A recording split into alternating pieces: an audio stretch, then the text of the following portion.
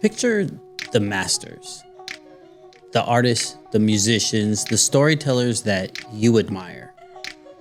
It's easy to believe that they were just born great, like it was inevitable. But what I was fortunate to understand early on was that greatness doesn't just happen.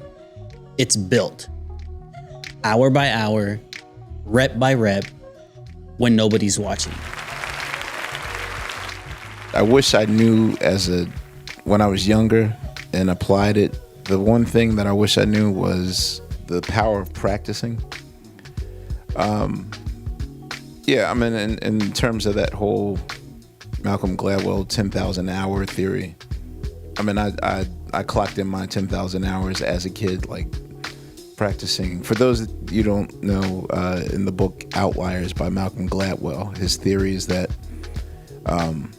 all the people that we admire in the world, we tend to think like, oh, well, this person has God's gift and this person's touched by God, and Michael Jordan just is a better player than, when really that's not the case. The case is that the thing that they all have in common, and he breaks this down, is the fact that each of these people put in at least 10,000 hours of preparation into their craft, which basically means that for 4 to 5 years in a row, you're going to have to do what you want to do in this life for 3 to 5 hours, 6 hours a day. David Murray, the saxophone player, tells me that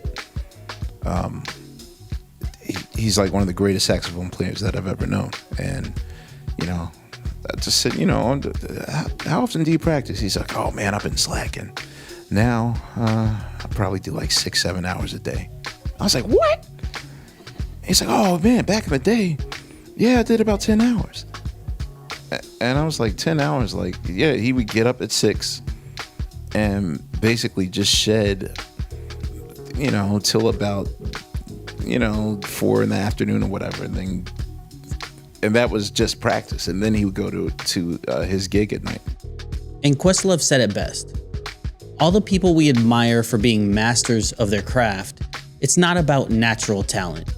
It's because they put in their 10,000 hours. But it's not just practice, it's perfect practice that keeps you in the room. I can't stress enough to people that they have to practice and be a master of their craft. And I know that's kind of hard in today's society and with so many options. But yeah, now I wish I would have practiced 6 hours a day. I think practice leads to that perfection. My dad used to always say, people always say like practice makes perfect, but my dad would say no, perfect practice makes perfect. Questlove mentions his dad used to say, perfect practice makes perfect. Not just mindless repetition, not just putting in the time, but showing up with purpose. Pushing yourself when no one's clapping, sharpening your skills when no one's paying attention. As creatives, it's easy for us to get caught up in chasing the final moment, the applause, the recognition, the big breakthrough, the likes, the comments, the subscribes. But the ones who seem to last are the ones that fall in love with the unseen hours. They understand that mastery isn't an event. It isn't a social media post. It's a lifestyle. And this is Storytellers Only. A space for those who know it's not about natural talent. It's about showing up, practicing with intention, and building to something real. Let's go.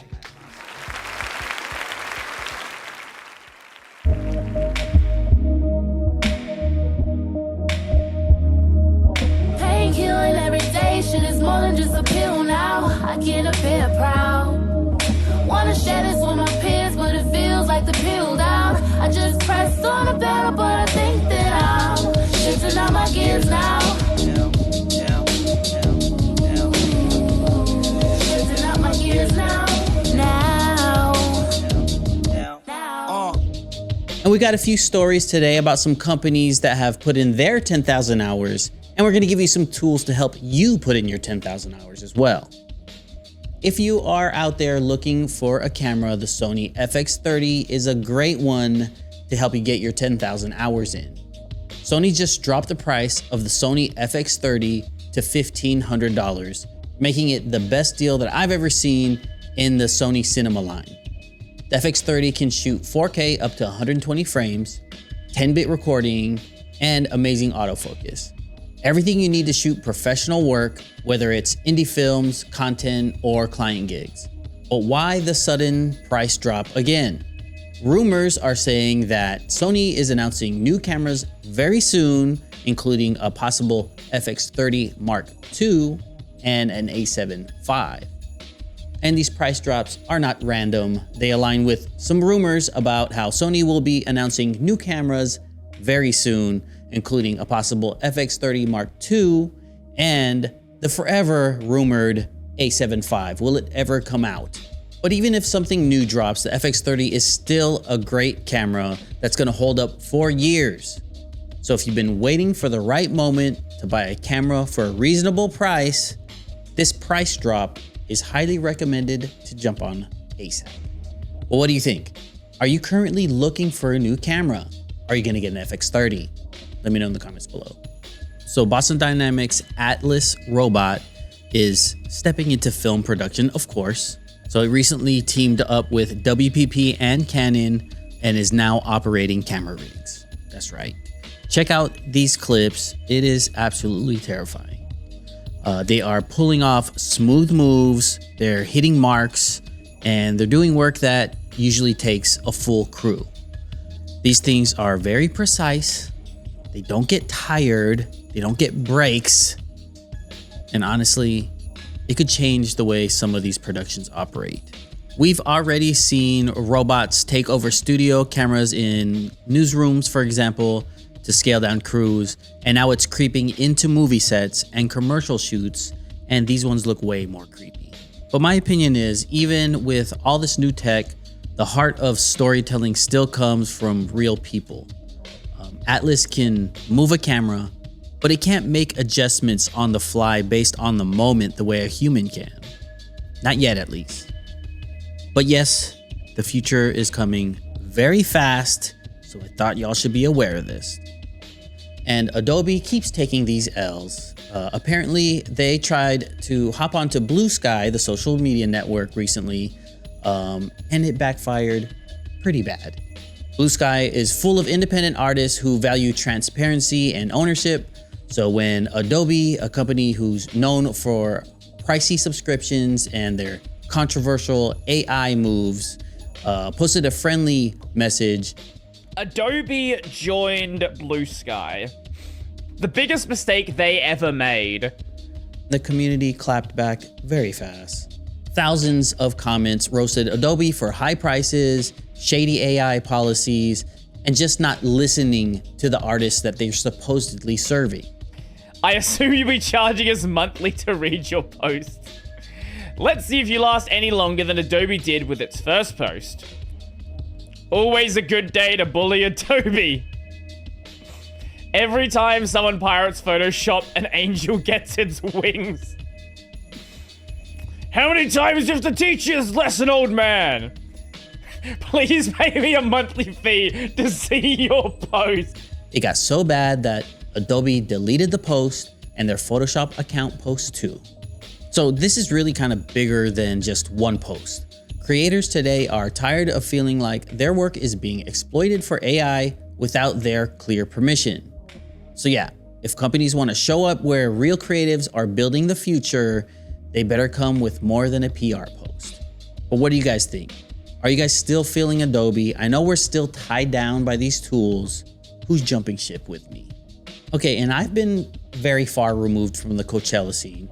Well, the coolest moment at Coachella by far this year started with a fan named Olivia, who campaigned to get Yo Gabba Gabba their own full set. All of my fellow parents can feel the excitement, I know it. And not only did they perform a full set, but mid-show, Flava Flav showed up like he was part of the crew. He blended right in.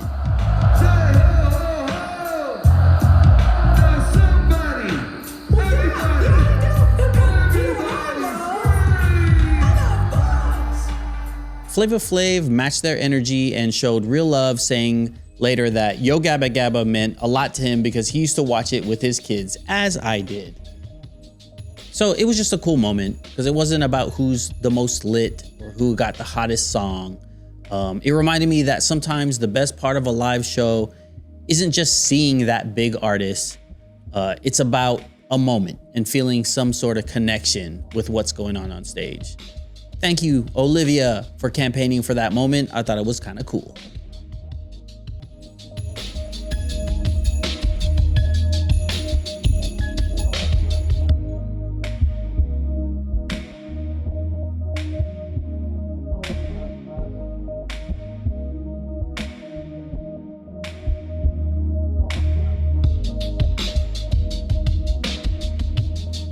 All right. Welcome back, everybody.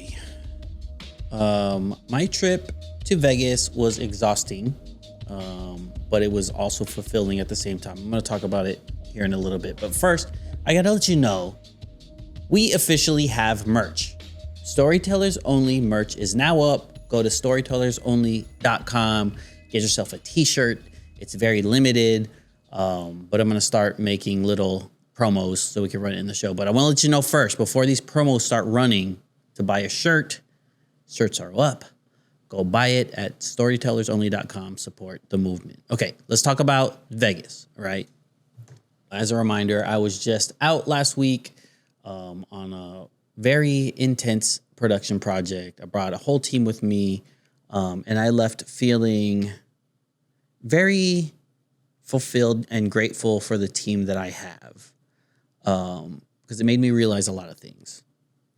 So this Vegas trip really showed me what makes Art of Storytelling, my production company, different.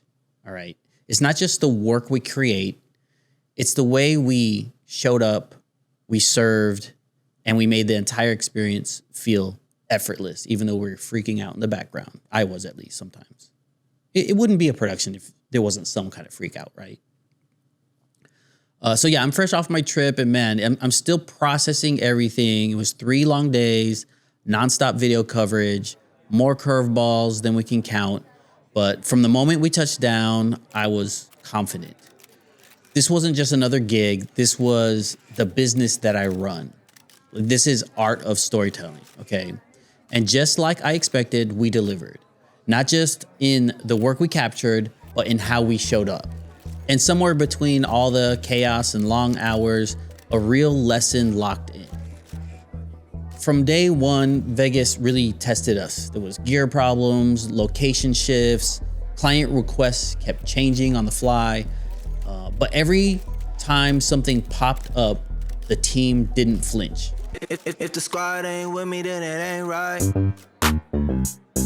Yeah.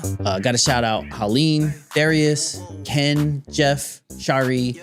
They stayed calm, keep the energy high, and handled every moment like pros. And they made me look good, because that's what the client felt. Not just the shots we captured, but the experience that we created for them. They felt the professionalism, the ease, the good energy that they all brought, even when things behind the scenes weren't perfect, right? And that's the heart of what I love about Art of Storytelling, because we can deliver excellence, but without bringing chaos into the room. Somewhere around hour 36, while we were lugging gear through another hotel hallway, it really hit me. When you're running a creative business like Art of Storytelling, your job isn't to force your personal vision onto the client. It's to help them bring their vision to life. With care, with excellence, and with respect. Even if you think that your taste might be sharper, even when you know you could make it cooler, the taste isn't the product, their satisfaction is. It's a fine line, because you want to deliver a really good product at the same time. But in this game, great creative work isn't enough. Great service is what makes the difference. And when you're doing creative as a service, I feel like that's the part most people overlook. And that's where I feel like we shine. So looking back at the trip, that's the part I'm most proud of. Not just the work we delivered, but the way we made them feel about working with us. It was the confidence, the trust, the good energy we brought to every room. That only happens when you're surrounded by people who get it. Again, big love to Haleen, Darius, Ken, Jeff, and Shari for helping make this production a complete success. I couldn't have asked for a better team to be out there with me. Right? Now I just gotta edit everything we shot. It's a lot, all right? But we're gonna get there. Yeah, thank you for sitting through that. That was just a little diary entry that I had to make about my trip because I had a really good time. All right, without further ado, let's get into some stories.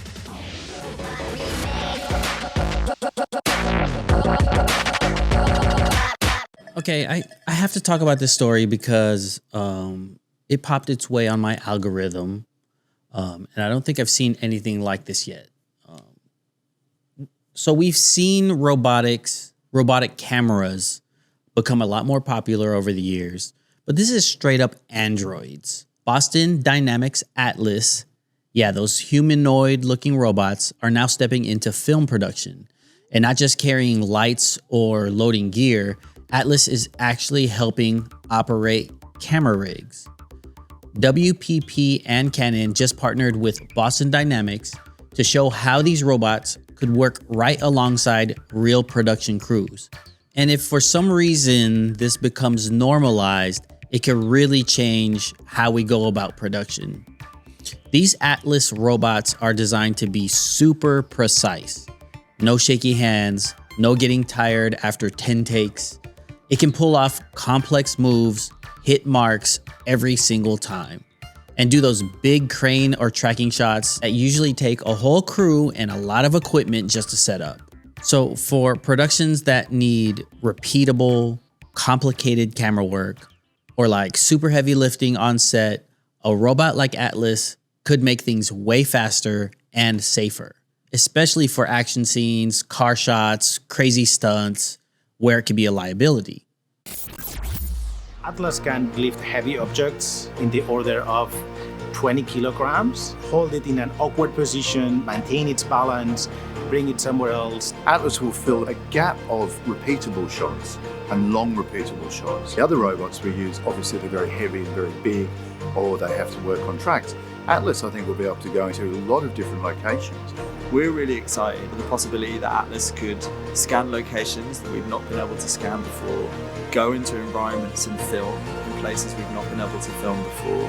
Thought of using a humanoid robot on set, just very unique and makes total sense, because there's oftentimes on sets where you might want to capture something that's potentially dangerous, where you want to send the robot to capture, who knows, up closer on a volcano or down into a cave. I've really been enjoying working with Spot and Atlas. I think it's been really delightful being able to see how quickly they are part of the set and they're part of the team and they enhance what we do.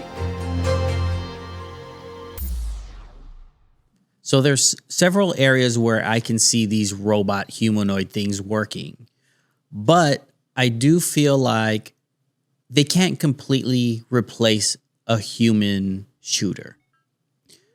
They can move a camera, but they don't know why you frame a shot a certain way. They don't feel the energy of a live performance, for example, where they can adjust and kind of vibe to the music through their camera work. And they also don't catch those real moments between takes when you just need to roll real quick and catch something. Okay, so I don't want to scare anybody, so let's just talk about the bigger picture here. Robotics on set isn't exactly new. If you look at most modern news stations, they already use robotic cameras to run smaller studio crews. They just don't look like humanoids. Instead of 5 or 6 camera operators like they used to have in the past, they'll have one person controlling everything remotely, likely in the control room next door. When you think about robots, you probably aren't thinking about these. This is WSAV's tools and technology behind the broadcast. And these are WSAV enhanced live control cameras. We can program these cameras to do remarkable things. Like move around the studio on their own and execute flawless complex camera shots. These cameras have completely changed the way our newscasts look. They make WSAV newscasts look great. That's WSAV News 3, putting tools and technology on your side. So imagine that same concept, but now on a movie set or a commercial shoot or a live event where you need those smaller crews, faster setups, and less physical wear and tear on humans. But at the same time, it changes the jobs available. So if something like this does catch on, we might need to learn how to program a robot or direct automated rigs. It's just a new tool that we need to learn, but it could replace some shooters. At the end of the day, technology like Atlas is a tool. It's a powerful one, but it's still just that, a tool. The real magic, the real storytelling flavor, that still comes from us. The feeling you chase when you shoot a scene, the instinct you have to move the camera just a little closer, that's the human part that AI and robotics can't touch just yet. I am excited and terrified to see where this goes. But what do you guys think? Are you terrified of these humanoid robots like you are of AI? We are the robots. Okay, so Sony just dropped the price of its FX30 to $1,500, and it's the lowest official price we've ever seen on this camera. If you've been thinking about grabbing one, this might be your moment to do it. But there is a little bit more going on behind why this price cut is happening, so I had to talk about it. So really quick, if you don't know about the FX30, it's one of Sony's best entry points into the cinema line. You're getting a 26 megapixel APS-C sensor. You can shoot 4K up to 120 frames per second, 10-bit 422 recording, S-Cinetone, S-Log3, and amazing autofocus, right? All packed into a lightweight, cagey, their little cinema box things. It's cute. This isn't just a basic starter camera either. People use these for real productions, like music videos, documentaries, everything. And at $1,500, it's amazing what you're getting. This is the FX30, which is essentially an FX3 with an APS-C size sensor. But what makes it interesting is that it's less than half the price of the full-frame FX3 without sacrificing too much when it comes to quality and features. I think this is a great option for video shooters. There are very few trade-offs between this and the much more expensive full-frame options, or even the more expensive APS-C offerings like the Fuji X-H2S. And in some aspects, like versus the A7 IV, this camera actually outpaces it with faster frame rates and better rolling shutter performance. The Fuji pulls ahead with its stacked sensor and more robust photo features, but if you're only shooting video, this camera offers a more compelling value. And in a landscape where every new camera seems to be well over $2,000, it's nice to see such a useful and non-artificially limited body come to the market at a reasonable price. Okay, so I wanted to talk about the price drop itself and why I think that price drop is happening right now. Okay, so when Sony slashes prices like this, it usually means that new gear is on the way. And right now there is a lot of rumors around what's dropping next with Sony. Some people are saying that the A7 IV might be dropping pretty soon, a possible A7S IV, and I've even read something about a new lens that we've never seen before. And some rumors are even saying that there could be an FX30 Mark II already being tested right now. So cutting that FX30 price could be Sony's way of clearing its shelves and making space for what's next. Now, I did go to NAB 2025 and there was no big announcements, but something is supposed to be happening again soon, so we'll see. But even if new cameras are coming, the FX30 is still a beast of a camera. At $1,500, you're getting a cinema quality setup that's super versatile. And even say a Mark II does drop tomorrow, the FX30 is still going to be a great camera for years. Just like people are still using FX3s, C70s, Komodos, great cameras don't expire just because something new drops. the FX30 offers essentially all of the features of Sony's dramatically more expensive FX3 at half the price, with the only concessions being a smaller sensor size and worse low-light performance. I'm still frankly shocked that Sony did this, and I'm honestly so impressed. So, if you are a new filmmaker, quit your searching, buy this camera, you're going to absolutely love it. Alternatively though, if you're a filmmaker that has already been filming for a while and maybe you already own an A7S III or FX3 and you're thinking about purchasing a B or C camera that you could use to film wedding ceremonies or as an extra angle for documentary interviews, etc., or you just need a extra camera, well, here comes Sony with possibly one of the best B or C camera options that you could get in the FX30. The body is the exact same as the FX3, which makes it easy to learn. The colors, autofocus, picture profiles, menus, everything that you already know from your other cameras are going to match this one. So, do I love the FX30?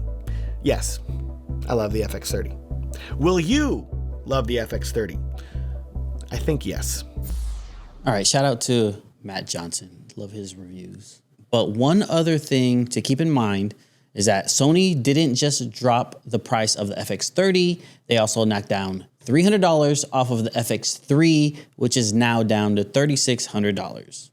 So they are clearly trying to stay competitive in this cinema space.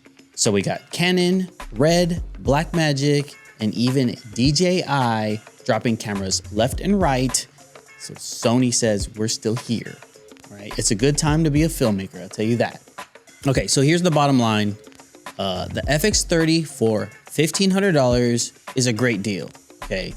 New Sony announcements are probably coming soon, but even with new gear dropping, the FX30 is still a solid investment if you need a camera right now, okay?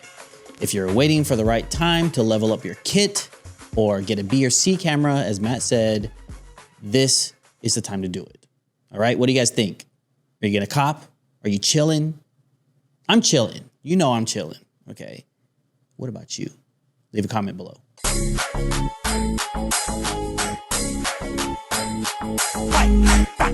All right, I don't mean to be a hater here, guys, but I love to see Adobe take these L's. Okay, no offense. No offense, but when you put yourself out there like that, be prepared to take these L's. All right, Adobe. So Adobe tried to introduce themselves onto Blue Sky. That's the alternative platform to Twitter, but instead of getting a warm welcome, they got absolutely flamed by the entire community. And honestly, when you break it down, it makes a lot of sense. So now, first for context, Blue Sky is another social platform. It's a space that's been pretty heavily adopted by independent artists, writers, and open internet advocates, all right? A lot of people who left platforms like Twitter and X after all the chaos over there, right? I'm barely over there now as well. The Blue Sky community leans heavily into user-owned content, transparency, open source ideas, and a general vibe of not trusting big corporations blindly, okay? That's the cool thing about Blue Sky.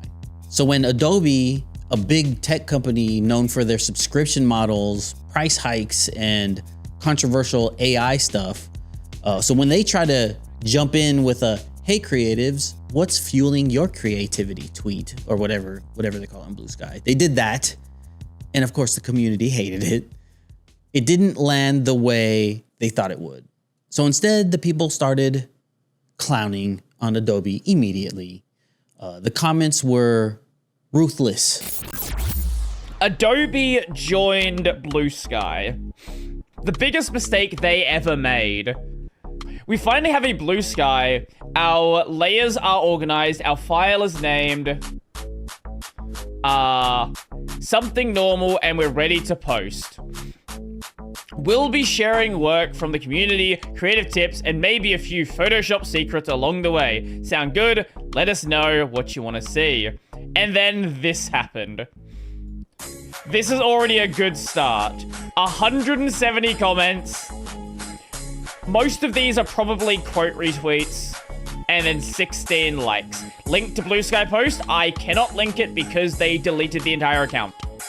There were over 1,600 replies with people calling out the endless subscription fees, how expensive Creative Cloud has become, their aggressive generative AI investments, and their sketchy terms around using their content for training models. You guys all remember all that happening, right? There was one user that said, "I assume you'll be charging us monthly to read your posts." Another posted, "What fuels my creativity? Definitely not a $50 a month Adobe tax." And I feel that. But it wasn't just them two. There was a gang of folks going at them. I assume you'll be charging us monthly to read your posts. Let's see if you last any longer than Adobe did with its first post. Always a good day to bully Adobe. Every time someone pirates Photoshop, an angel gets its wings. How many times do you have to teach this lesson, old man? Please pay me a monthly fee to see your posts. So if you want to take an L even further online, you do what Adobe did. It got so bad that Adobe deleted their post. They also deleted the post from their Photoshop account too. So not just the main Adobe account, both got flooded with backlash and both went silent. And as of today, their accounts are still there, but completely empty. They silenced them. It's a pretty rare thing to see a company like Adobe try to enter a new space and get basically rejected on site. But this isn't all just about Adobe being the big bad corporation. There's real tension about what Adobe represents to a lot of independent creatives. Companies charging more and more for tools that used to be very accessible. There's fear that AI being trained off of their work without consent. And there's the feeling that human creativity is being pushed aside in favor of automation or for profit. And we remember late last year when Adobe had to update their terms of service because people were freaking out that their content could be used to train AI without their permission. The trust was lost from this community. Adobe has once again been in the headlines for yet another egregious business practice, and this pertains to Creative Cloud's terms of service. Because Creative Cloud is a subscription service and not a product you own, using the service requires that you agree to their terms of service. Along with the usual data collection, Adobe also recently updated their terms of service to say the following, quote, "We may access your content through both manual and automated methods, such as for content review." And this immediately led to speculation that Adobe would be training artificial intelligence with individual user-created work. What's incredibly sleazy though is Adobe did not give customers the option to decline this new terms of service and end their subscription. This was the window that users were greeted with for the new terms of service. Notice anything missing? How about the decline and download my work button? How about the cancel my subscription button? But oh no, we will allow you to do that only once you've accepted and once we've already gone through all your personal content. Nasty. But Adobe's not alone here. There's bigger conversations happening right now across all creative fields about ownership, control, and value of human-made work. It's not just about one bad social media post, it's about the entire future of what it means to create for a living. When you build your art, your photography, your storytelling, you want to know that it's yours, not something a billion-dollar company is quietly building a machine out of without letting you know. The bottom line is, for every company out there, if you're a brand that wants to connect with real creatives today, you need to come with honesty, humility, and real respect. It needs to feel authentic. Because new generations of artists, we see right through the PR. We know when it's about community and when it's about control. Keep that in mind, all companies and everyone watching, okay? What do you think? Are you still rocking with Adobe? I'm still using Adobe because collaboratively, it just makes the most sense right now. What do y'all think? Leave a comment below.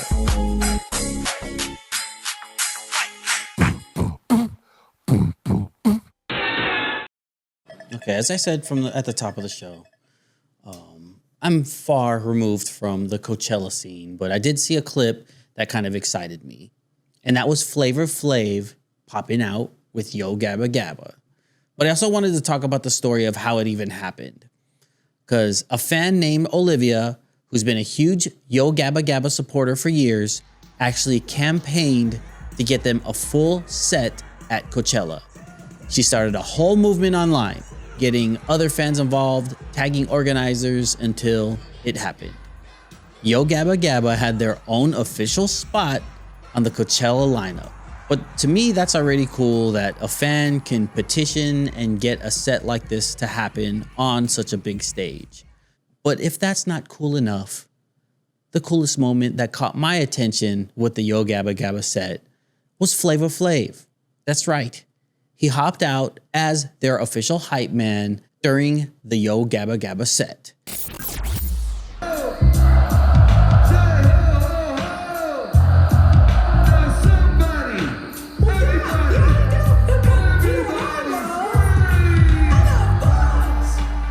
It's a weird mashup on a Coachella stage, but I feel like it worked, okay? Some people might think it's corny. I'm a parent who had kids that loved Yo Gabba Gabba, so I love this moment. Flava Flav even said later in the show that it meant a lot to him because he watched Yo Gabba Gabba a lot with his own kids. See what I mean? And from the crowd that was there, it really seemed like they felt it too. It wasn't about chasing like a viral moment or flexing for who has the most exclusive guest or big theatrics. It was about grown-ups being able to just have fun like kids. And if you haven't seen all of the many dope appearances on Yo Gabba Gabba, especially from Biz Marquee, let's take a quick break to appreciate some of that. Let's all do it together with Biz. Okay, here's Biz's beat of the day.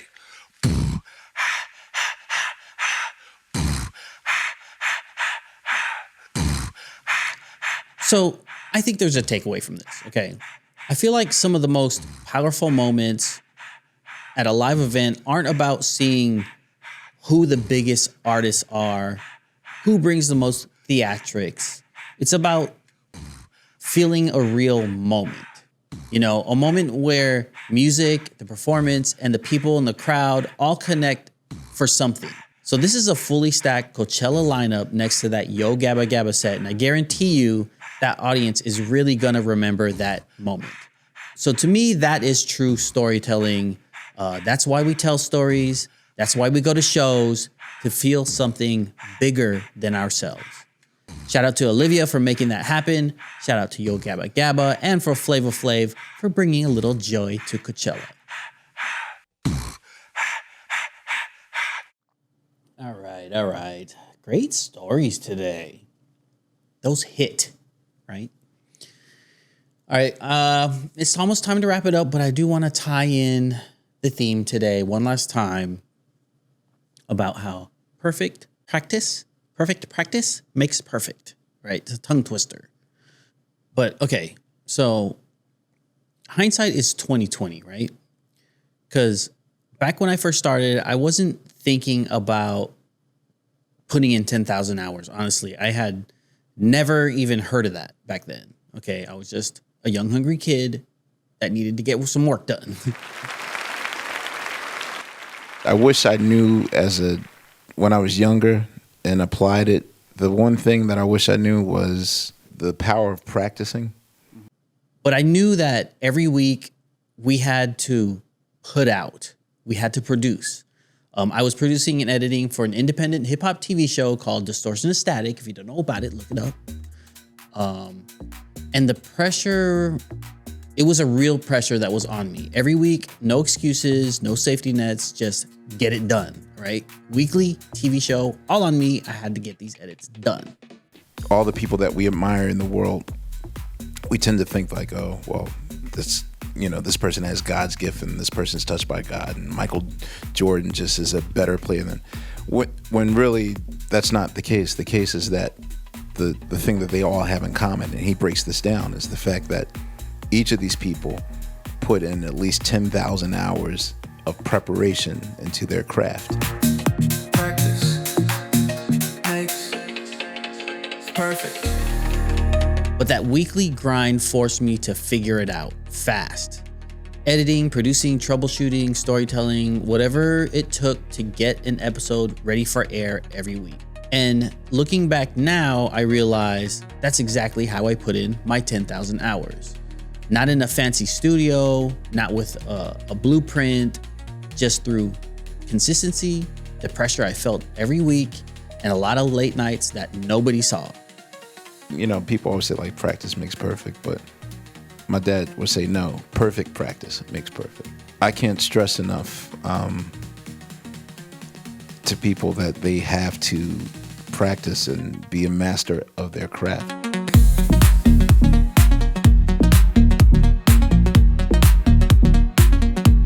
For me, the takeaway is this.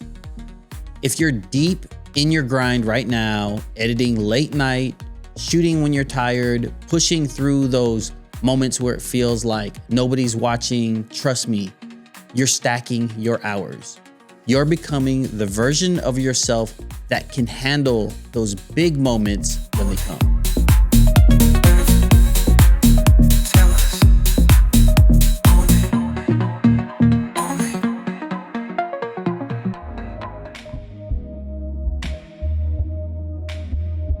If you felt today's show, I need you to do all the things like subscribe, comment, and share. I think that's all the things. I don't even want to think about it anymore. I need to get out of here. I'm still tired from Vegas. All right. Appreciate y'all for watching every single week. Keep it locked. Got a lot of new exciting things coming up. That's all I'm going to say. All right. Till next week. See y'all. Peace.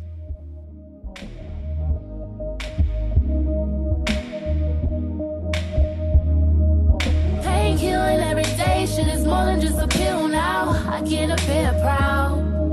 Wanna share this with my peers, but it feels like the pill down. I just pressed on the pedal, but I think that I'm shifting out my gears now. Shifting out my gears now. Storytelling has the ability to inform. I say we teach about 150 students a day. And inspire. You have the imagination, passion, and talent. All those life challenges, that's why I'm here today. When you relate on a personal level, you not only reach minds, but hearts. Yeah, sometimes it get raw and it get real. I'm not down to hide no more. It resonates. I knew that there was something about this experience that was transformative. The message becomes relatable when it comes directly from the community it serves. It really just ignites everybody around them. It's a part of us. It's our heart. At Art of Storytelling, we put authenticity first. We put the people first. It would be a shame for those stories to be lost. Thank you for doing this. Sorry. We can't wait to tell your story.